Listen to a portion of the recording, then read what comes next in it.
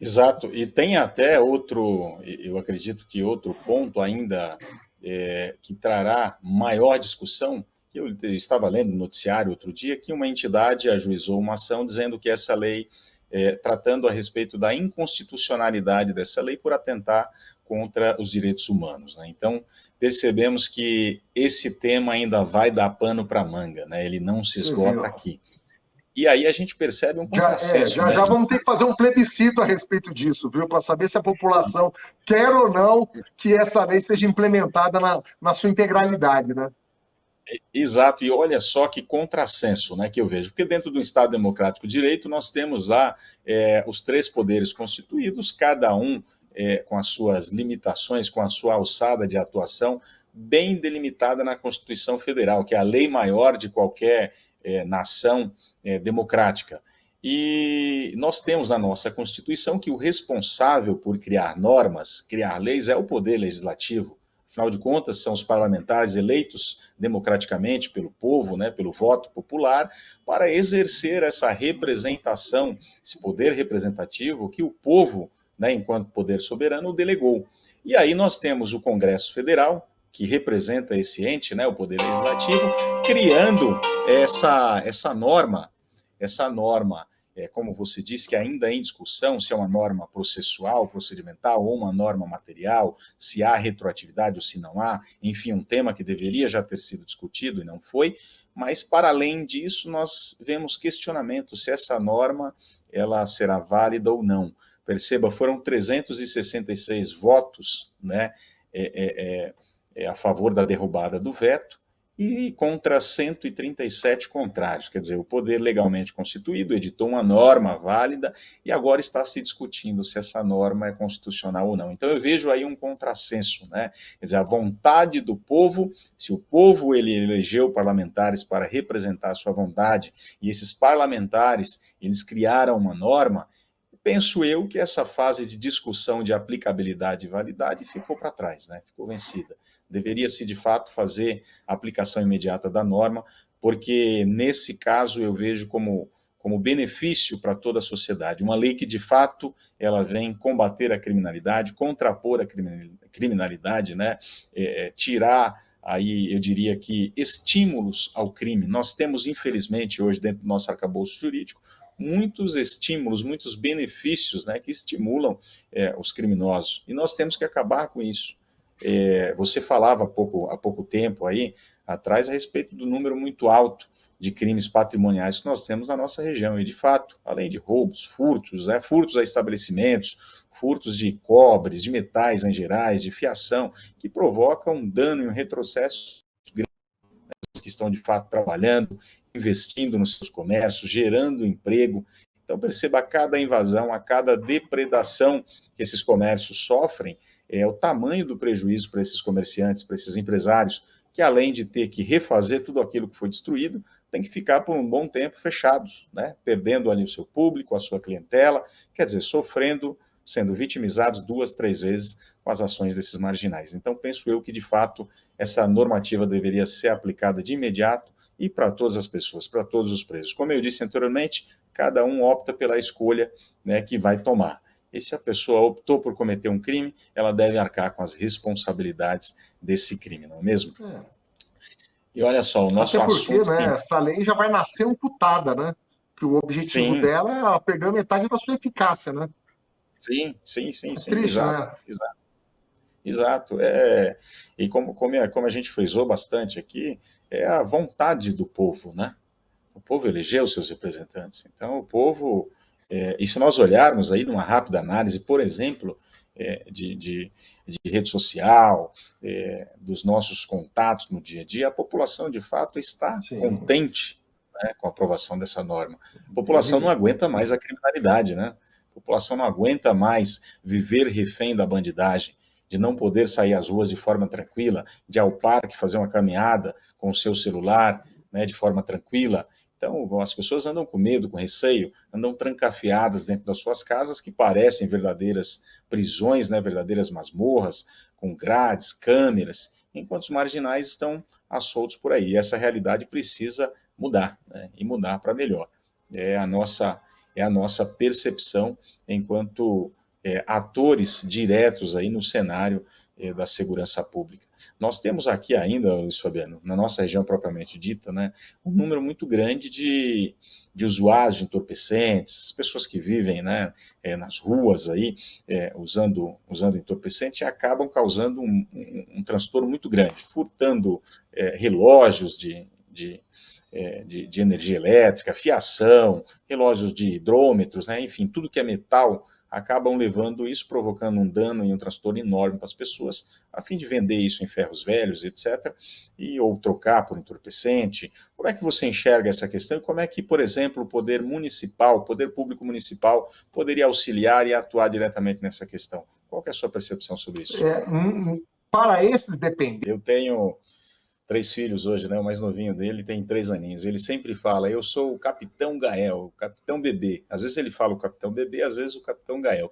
Perceba a influência, né, dos pais para os filhos, de fato, e uma coisa muito natural, eles de fato se espelham, né? Os filhos acabam se espelhando nos pais, tendo ali como principal referência de vida, de profissão até, né? Aquilo que seus pais fazem. Então perceba já uma dica importante aí para os pais, vocês que estão nos assistindo, nunca se esqueçam disso, né? Na forma de vocês lidarem, a forma de vocês resolverem questões, resolverem situações, a forma de vocês lidarem com as pessoas no dia a dia, vocês estão sempre observados, estão sempre sendo observados pelos seus filhos, né? E vocês são referências para os seus filhos. Então, maus exemplos vão gerar más condutas pelos seus filhos que estão olhando para vocês. Bons exemplos, com certeza, serão bons referenciais para os seus filhos. Então, pensem nisso sempre que estiverem diante de situações, principalmente situações que envolvam reação, né? Nós sabemos que a reação, às vezes, ela é inusitada, vem de repente, você não consegue pensar, e quando eu digo reação, reação de forma genérica, em todos os sentidos.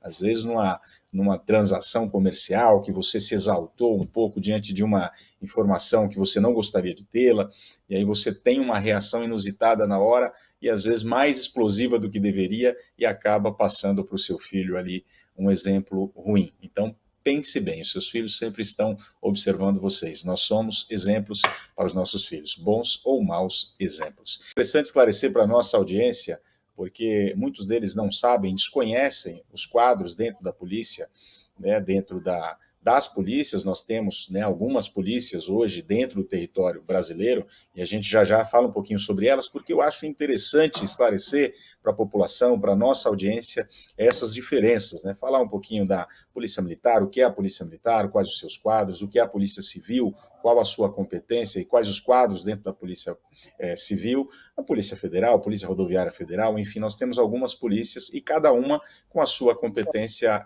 discriminada lá na nossa Constituição Federal. Nós temos, né, um sistema de segurança bastante complexo, né, em que pese algumas pessoas dizerem de forma até muito superficial, olha, segurança é responsabilidade do Estado, enquanto ente da federação.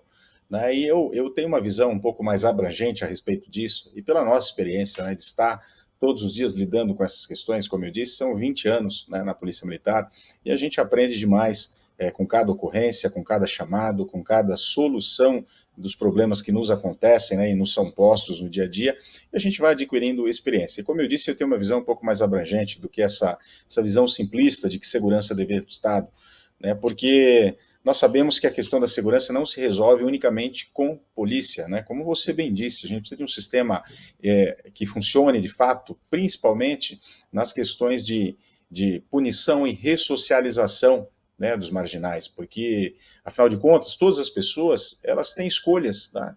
Elas são colocadas escolhas na sua frente todos os dias. E as pessoas que optam pelo caminho da marginalidade são por escolhas, adotaram aquela escolha. E se o Estado, né, enquanto nação politicamente organizada, ela não dá ali o devido recado, a devida reprimenda, dizendo para essas pessoas que optaram por cometer crime, olha, o crime não compensa, não vale a pena, porque se você cometer crime, você vai ficar... vai pagar a pena combinada a esse delito, e tudo de forma legal, de forma legalista, né, nos moldes que a lei prevê, mas se você vai pagar por esse crime.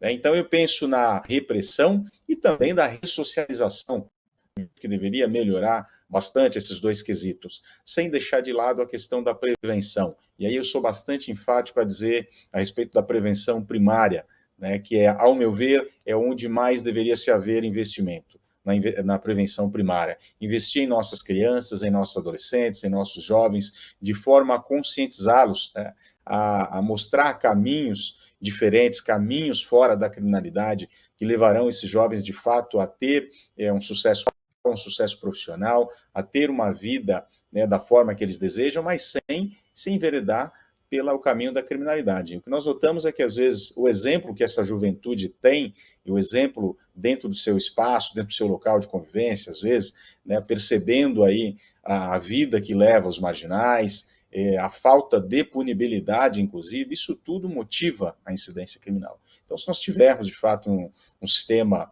mais sério, mais rígido, que aplique as normas penais de forma séria, que, de fato, esses marginais, após serem condenados, eles paguem pelos crimes, né, paguem as penas aí combinadas aos crimes cometidos, eu acredito que seria um bom ponto de partida e facilitaria demais, né, Luiz Fabiano, o nosso trabalho na ponta da linha, porque às vezes a gente fica fazendo retrabalho o tempo inteiro, prendendo as mesmas pessoas o tempo inteiro, né? Se nós formos olhar as estatísticas de pessoas que são reincidentes criminais e até que deveriam estar presas, né, pagando pelos crimes cometidos e estão nas ruas cometendo novos delitos. Então esse número é muito alto. De fato, se nós tivermos uma revisão nesse sistema, que, como eu disse, é bastante complexo, o resultado seria muito positivo para a sociedade, principalmente, que é o principal usuário do serviço de segurança pública e de todo o serviço público, que teria uma vida muito mais tranquila, aí, com uma segurança muito melhor.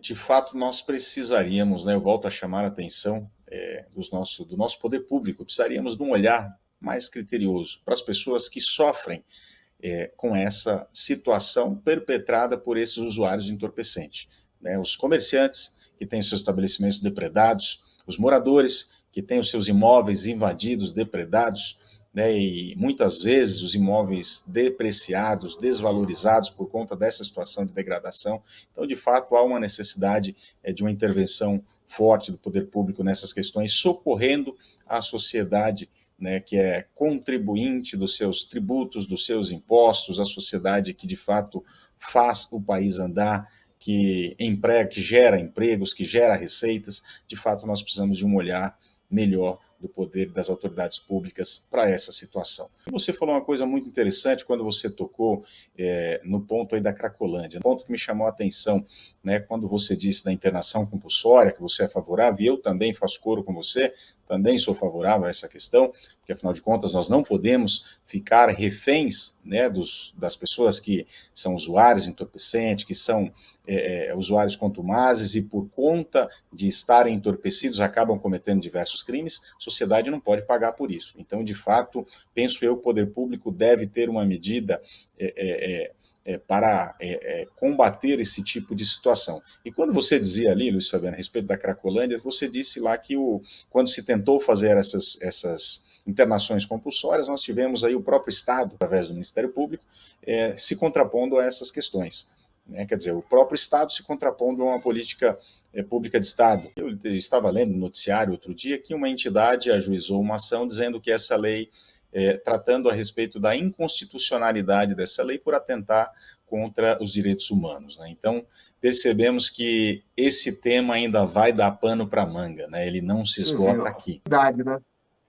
Exato, e olha só que contrassenso, né, que eu vejo, porque dentro do Estado Democrático de Direito nós temos lá os três poderes constituídos, cada um com as suas limitações, com a sua alçada de atuação, bem delimitada na Constituição Federal, que é a lei maior de qualquer nação democrática. E nós temos na nossa Constituição que o responsável por criar normas, criar leis, é o Poder Legislativo. Afinal de contas, são os parlamentares eleitos democraticamente pelo povo, né, pelo voto popular, para exercer essa representação, esse poder representativo que o povo, né, enquanto poder soberano, delegou. E aí nós temos o Congresso Federal, que representa esse ente, né, o Poder Legislativo, criando essa norma como você disse, que ainda é em discussão se é uma norma processual, procedimental ou uma norma material, se há retroatividade ou se não há, enfim, um tema que deveria já ter sido discutido e não foi, mas para além disso nós vemos questionamentos se essa norma ela será válida ou não. Perceba, foram 366 votos, né, a favor da derrubada do veto, e contra 137 contrários. Quer dizer, o poder legalmente constituído editou uma norma válida e agora está se discutindo se essa norma é constitucional ou não. Então eu vejo aí um contrassenso, né? Quer dizer, a vontade do povo, se o povo ele elegeu parlamentares para representar a sua vontade e esses parlamentares eles criaram uma norma, penso eu que essa fase de discussão de aplicabilidade e validade ficou para trás, né? Ficou vencida. Deveria-se, de fato, fazer a aplicação imediata da norma, porque, nesse caso, eu vejo como benefício para toda a sociedade. Uma lei que, de fato, ela vem combater a criminalidade, contrapor a criminalidade, né? Tirar, aí eu diria que, estímulos ao crime. Nós temos, infelizmente, hoje, dentro do nosso arcabouço jurídico, muitos estímulos, muitos benefícios, né, que estimulam os criminosos. E nós temos que acabar com isso. Você falava há pouco tempo aí atrás a respeito do número muito alto de crimes patrimoniais que nós temos na nossa região. E, de fato, além de roubos, furtos, furtos a estabelecimentos, furtos de cobres, de metais em gerais, de fiação, que provocam um dano e um retrocesso que estão, de fato, trabalhando, investindo nos seus comércios, gerando emprego. Então, perceba, a cada invasão, a cada depredação que esses comércios sofrem, o tamanho do prejuízo para esses comerciantes, para esses empresários, que além de ter que refazer tudo aquilo que foi destruído, tem que ficar por um bom tempo fechados, né? Perdendo ali o seu público, a sua clientela, quer dizer, sofrendo, sendo vitimizados 2, 3 vezes com as ações desses marginais. Então, penso eu que, de fato, essa normativa deveria ser aplicada de imediato e para todas as pessoas, para todos os presos. Como eu disse anteriormente, cada um opta pela escolha, né, que vai tomar. E se a pessoa optou por cometer um crime, ela deve arcar com as responsabilidades desse crime, não é mesmo? E olha só, o nosso Até porque, assunto... né, essa lei já vai nascer amputada, né? Que o objetivo Sim, dela é ela perder metade da sua eficácia, né? sim, Triste, exato, né? exato. E como a gente frisou bastante aqui, é a vontade do povo, né? O povo elegeu seus representantes. Então, o povo...